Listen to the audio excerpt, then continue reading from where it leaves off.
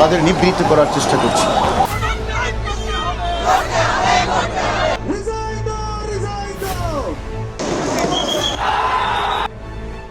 একই প্রজন্ম, একই ধরনের তরুণ শক্তি, কিন্তু ফলাফল দুই জায়গায় ভিন্ন।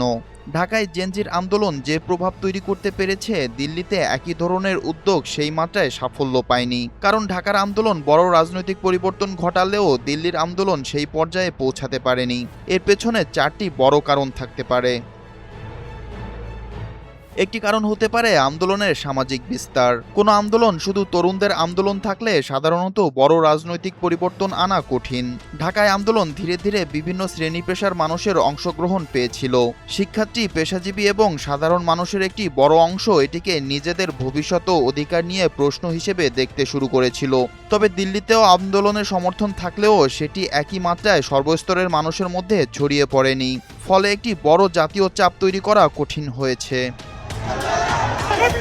আরেকটি বড় কারণ হতে পারে রাষ্ট্রের প্রতিক্রিয়া ও রাজনৈতিক কাঠামো। একটি আন্দোলনের ফল অনেকটাই নির্ভর করে সরকার কিভাবে প্রতিক্রিয়া দেখায় এবং রাজনৈতিক সংগঠনগুলো কতটা চাপ অনুভব করে তার উপর। ঢাকার ক্ষেত্রে পরিস্থিতি এমন পর্যায়ে গিয়েছিল যেখানে রাজনৈতিক সংকট তৈরি হয় এবং ক্ষমতার উপর বড় চাপ সৃষ্টি হয়। কিন্তু ভারতীয় রাষ্ট্র কাঠামো তুলনামূলকভাবে অনেক বড় ও প্রাতিষ্ঠানিক। কেন্দ্রীয় সরকার, প্রশাসন, রাজনৈতিক দল ও বিভিন্ন প্রতিষ্ঠানের কারণে কোনো আন্দোলনকে সরাসরি সরকার পরিবর্তনের পর্যায়ে নিয়ে যাওয়া তুলনামূলক কঠিন। তাছাড়া একটি আন্দোলনের লক্ষ্য ও নেতৃত্ব অতি গুরুত্ব বহন করে। ঢাকার আন্দোলনের একটি বড় শক্তি ছিল একটি কেন্দ্রীয় অসন্তোষের চারপাশে মানুষের জমায়েত হওয়া। দিল্লিতে বিভিন্ন দাবি, বিভিন্ন গোষ্ঠী এবং বিভিন্ন রাজনৈতিক ব্যাখ্যার কারণে একটি একক আন্দোলনের লক্ষ্য তৈরি হওয়া কঠিন হয়েছে, যার জন্য একটি নির্দিষ্ট লক্ষ্য পূরণেই সন্তুষ্ট থেকেছে তরুণরা।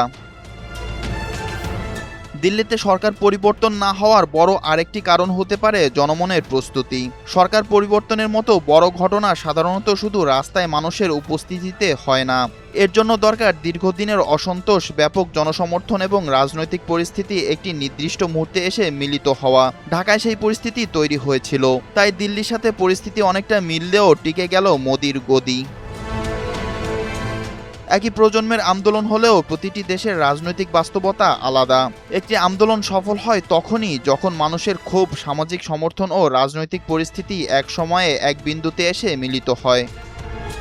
বিপ্লব শেখ, এনটিভি অনলাইন।